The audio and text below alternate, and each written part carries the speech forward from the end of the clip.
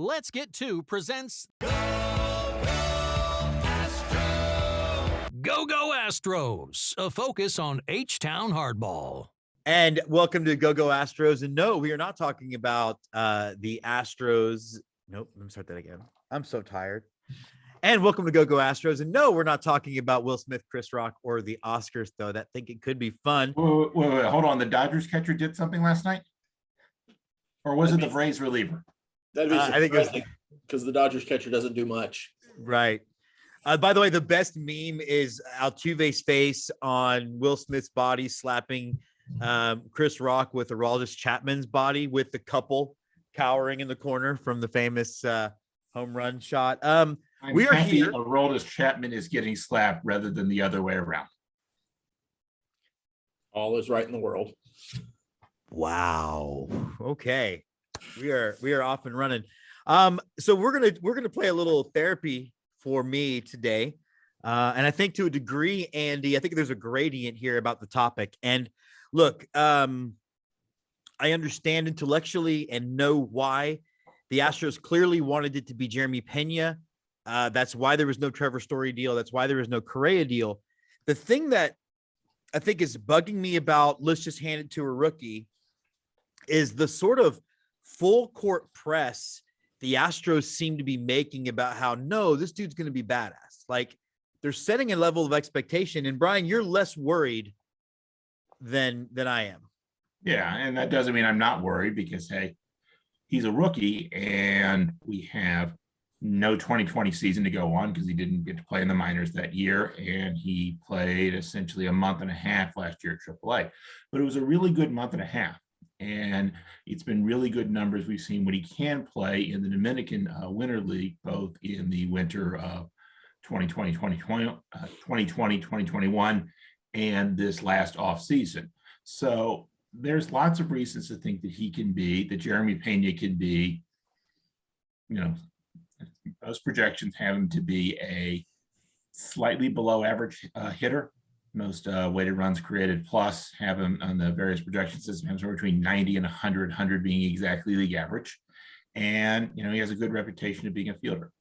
It's clearly a downgrade both defensively from the Platinum Glove winner and offensively from Carlos Correa and from those other options. But this is the team's best or second best prospect. He looks in every bit of his minor league numbers to be ready to come up to the majors.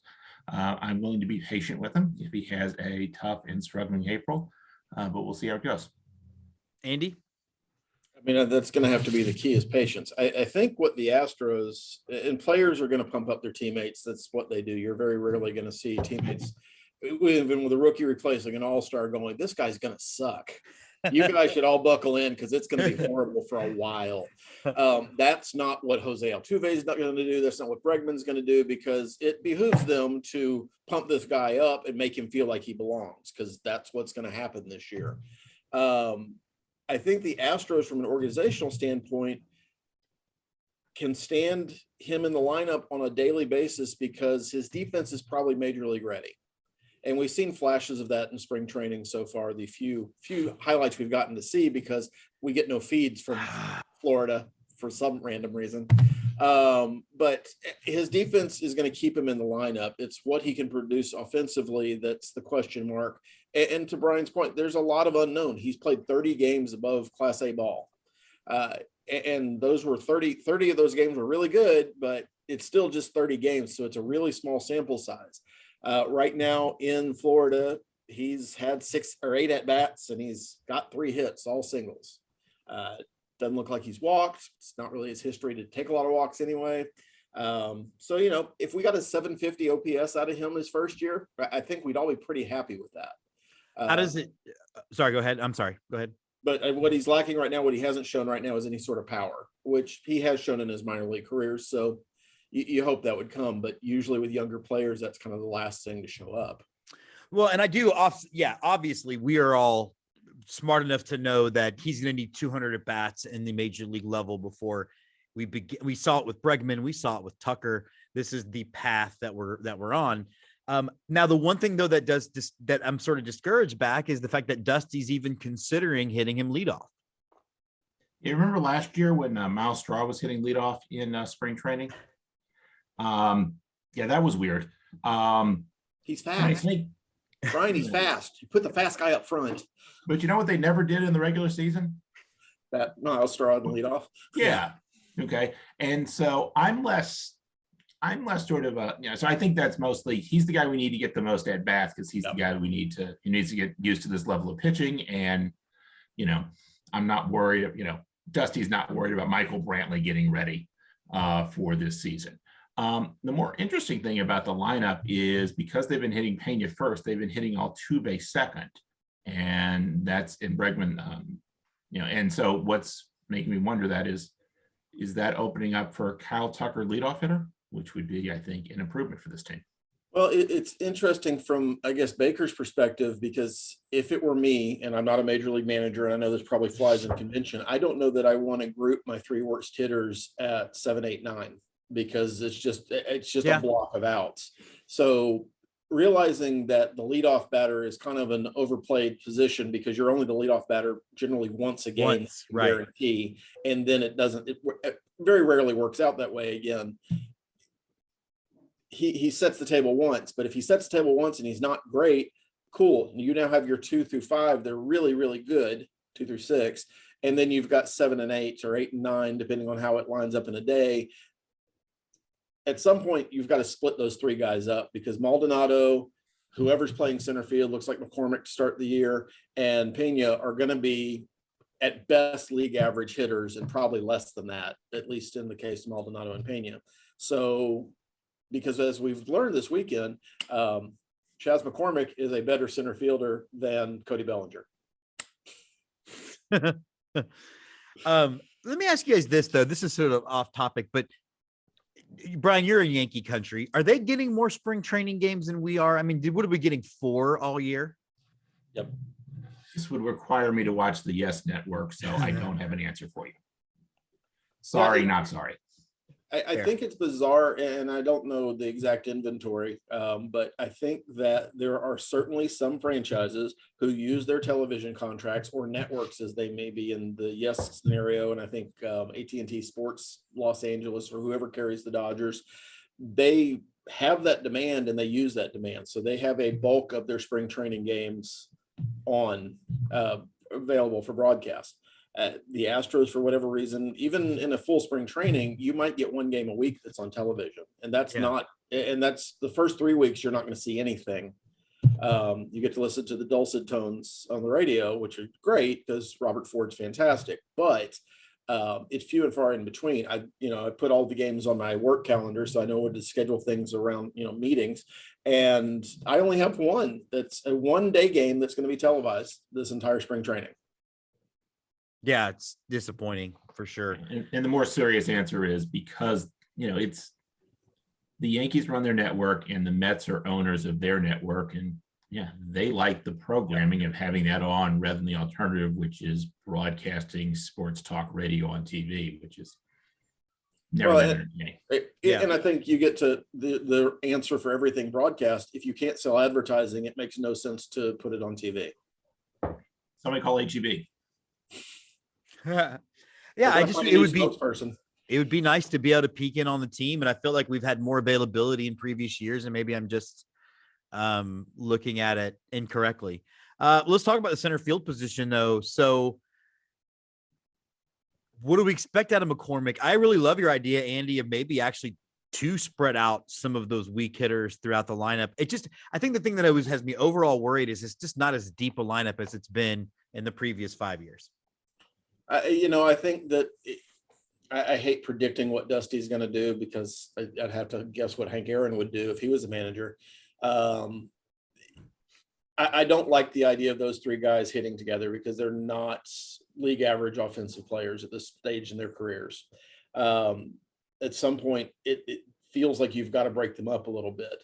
I also think that despite the fact that Martin Maldonado is, I know we're talking about center field, but despite the fact Martin Maldonado is probably the leader on the team right now with the exit of Carlos Correa, you're going to have to play Jason Castro more than you did last year. And I know he had some injuries that he was working through and everything else, but you've got to get some more offense out of those 3 spots somehow. Yeah, Castro should have played more last year. Like He that should have. was, And he didn't. And that was a lot of Maldonado working through a pitching staff and massaging that pitching staff through, which, that's another interesting question because Brent Strom is gone. So how much more important is Maldonado's in-game coaching going to be if he was doing that at all? I assume he was. So Castro is going to have to play more. Is he a better defensive player than Maldonado? No, he's not. Not at this stage in his career, certainly. McCormick's probably going to be what McCormick was last year. He's going to have surprising pop. He's going to hit for an okay average, but he's not going to be somebody that you're penciling in as a first ballot Hall of Famer or even a pretty good Hall of pretty good kind of guy. So I think when you see them make a move at some point, a lot of it's going to depend on when Jake Myers can come back, because they really believe in Jake Myers. And if he's not back this year, you've got $30 million to go spend and get a center fielder. You probably have to package with a starting pitcher at that point, but you can go get you a center fielder for the remainder of the season. And ultimately, if you look back at like the 97 Astros, that was a team that had some good offensive players, but decided the way they were going to win the division was strong defense up the middle. So Pena's a plus defender, Maldonado's a plus defender. You go get you a plus defender who can hit in center field, and I think you're going to be okay. But right now it's different for us as Astros fans because we've had great lineups and great hitters 1 through 7 or 8, depending on the year you're talking about. And now it's 1 through 6 or 5, depending on the day. Brian. Yeah, and so that's good, not great. The Astros are projected to have the 7th best, score the 7th most runs in baseball, according to Fangraphs depth chart. So again, that's good, but not some of the great lineups that we've seen. They're also projected 7th fewest runs. So put that combination together, again, a pretty good team. Last year, both Jake Myers and Chas McCormick were league average, in fact, slightly above league average hitters in what they did in the major leagues. And taking a quick look at their projections, they're projected this year to be right about league average hitters. This, again, to Andy's point, isn't what we've been used to seeing, particularly in center field from 2014 to 2020. But it, again, puts, I think, the potential for a good floor on the Astros offense, that it's not going to be Martin Maldonado is a pitcher spot playing an offensive position. But if you get league average or close to league average production from McCormick, Myers, Pena, Ledmus Diaz when he's in at shortstop, then that's not a massive hole in the lineup on the bottom line. And I hear Andy's point about not putting the 3 worst hitters together, but when you do that, you break up the 6 best hitters. And frankly, if you have an inning where all 6 of the best hitters get to hit, and they get to hit in the first inning, you're probably scoring some runs. And the next 3 guys take off the second inning, and we come back in the third inning and have the good offense. And again, to me, that's a better way to score runs because you sequence together your best hitters. So Andy and I have obviously known each other a lot longer than Brian and I, but I think one of the things I'm having this feeling of is this feels a lot like Tony Romo at quarterback for me. Let me explain to you why we don't need a high draft pick for a quarterback, because we've got this guy that's scrappy and good, and boy, he was undrafted and shit like that. And guess what happened? He ended up being a hole at quarterback for the Dallas Cowboys. I'm just sort of psychologically worried about that. I mean, so baseball's different than quarterback because this is an emotional response, Brian, not an intellectual one. I understand. So first thing is here, okay, you're not going to put the ball in Jeremy Pena's hands with 2 minutes left to go down the field to run a quarterback draw. I'm going to start sucking my thumb. And it speaks to some of the differences in baseball and football. In baseball, you have a lot of really good players. You're a pretty high floor team. You get superstars, you can add to that. So if the young guys, and look, this is a big if, and you're hearing the if is they're not going to do it. Yeah, that's absolutely part of it. But if the young guys, McCormick, Myers, Pena, can provide you, they're not going to be superstars. They're not going to be all-stars. They're not going to be, but if they can provide you what we got last year from McCormick and Myers, what we think we could get from Jeremy Pena, the rest of the guys can push this offense to a really good level. Yeah, and Andy? I think that's why I'm okay. It's not ideal. Would I rather have Correa and Springer in the lineup every day? 100%. And that's not a debatable point. But knowing what the actual situation is, you have different tool sets for different players where you depend on the quarterback in your example and your emotional appeal to be the be all end all leader of the team. You don't need your rookie shortstop to be the be all end all leader of the team. Baseball is played differently, and I'm going to really resist breaking into the George Carlin football versus baseball. You're going to go home. Go home. We're going to the park. But the offense doesn't have, or the defense has the ball in baseball. Offense doesn't. You're relying on Pena's glove for the most part, in which case I think we're okay. You get the other two guys, especially the combination of, let's take Maldonado off the table for a second.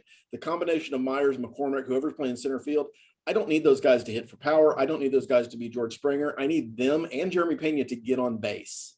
I don't really care how they do it. If they could have Cody Bellinger like numbers, bat 165 for the whole year. But if they're getting on base at a 350 clip, that's probably good enough for us to score runs. Could it be better if they start hitting for power or showing some situational awareness? Absolutely. But you need different things from different players in baseball, and I think it's okay. It's not ideal. Yeah. I think it's still better than anything else we're going to face in our division too. Well, that's true. I just really wish they'd addressed one of the two positions. And I would like to clarify for the audience, I know the difference between football and baseball. I was going purely off of Jerry Jones being the Astros and saying, don't worry about it, guys. It's not going to be a drop-off. That's all I'm saying. We're going home. We're going home. Speaking of going home, one of the things I wanted to get your take on, so Major League Baseball has announced that they are going to double down on inspecting pitchers for sticky stuff, that it became very clear that pitchers figured out a way around it, despite the fact that I thought there's been no cheating in baseball since 2017. Are y'all impressed that Major League Baseball is actually going to continue to work to enforce something they wanted to enforce, or are you sort of over it? I'm going to tell you that Garrett Cole is not happy. I'm going to tell you that right now. For Pete's sake. And any kind of Kermit voice you want to do, you could put Kermit in here right now. I think for, if you don't want to get sued, maybe not. But, just apply an even hand. I don't care if they want to enforce their rules. They should enforce their rules probably, but be even about it. Be even-handed about it. Don't scapegoat a team. And I say that with, speaking to our audience, we're about to find out what's in the stupid Yankees letter. I think yesterday or the day before, we found out that Major League Baseball had proposed a rule that would allow communication between the pitcher and the catcher electronically. Why would you need to do that if only one team is stealing signs in the history of baseball? And it stopped 2 years ago, unless, oh, wait a minute, they're not telling us the whole truth. So just figure out what your rules are and enforce them. That's all I don't care anymore about which team did what, who did this, who didn't do that. I just pick your rules and enforce them. And if one of those is reducing the use of spider tack or eliminating the use of spider tack or Vagisil or jalapeno up the nose, I don't really care. I'll just say it's a lot better that they're announcing it at the beginning of the season rather than the middle of it this year. That seems like a new tack that is, I guess, surprising for Major League Baseball. So we won't have to deal with a Fromber Valdez adjustment period of 6 to 7 games this year. But I tell you what, though, but this is one rule. I mean, I'm glad they're enforcing it because it is actually the only rule, the only form of cheating that we've discussed on the show that you can't defend against, right? Like if you think the Astros have your signs, how easy, and we saw, that's why we all know the scheme actually wasn't very effective, because when teams caught on to this, they changed the sign. So I'm actually glad that Major League Baseball is at least showing a little bit of moral integrity. This is Rob Manfred we're talking about here, so we need to find maybe a better phrase. Better word for that. Yeah, if it's Manfred's involved, I feel probably a money guy or a lawyer told him he needed to do it. Okay. Or Fair. someone added Winged Foot on the 17th green. Fair. Last topic of discussion. Has anybody checked in on Brad Lidge? I think you made the joke on Twitter this morning, Brian, about or no, it wasn't you. It was Michael Schwab made the joke about Brad Lidge is probably in a bad state, knowing that Albert Pujols is re-signed with the Cardinals. He's finally with the team not in our division, so Yeah. I think after 18 years, I can finally deal with this.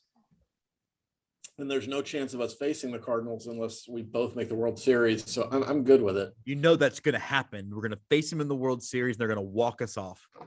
So the Cardinals have All right. Pujols, Yadier Molina, and Adam Wainwright. If you're a geriatric millennial out there, this is the team for you. This is the team marketed right at the 40-year-old American trying to deal with their nostalgia and hold off against it. Of course, at my age, I've completely given up on that. I don't think it was our friend Scott McIntyre who tweeted it, but somebody tweeted it that Nolan is pretty upset because they traded for him to play third base, but that Scott Rowland's going to take all his playing time this year. If Darren Erstad shows up again, he's catching a dang ball again from somewhere. All right. Well, Palmeiro was safe. It seems Actually, the Astros have the Darren Erstad connection right now because Jake Myers, college coach, is Absolutely. coaching him how to play center field at Nebraska's Darren Erstad, former Nebraska punter, by the way. And hopefully we'll see Jake Myers back. That is the show for today. We'll see you guys next week. One more week, we'll be closer to the actual. We actually talk about actual baseball, which I'm excited about. Go Astros. Go Astros. Palmeiro was safe.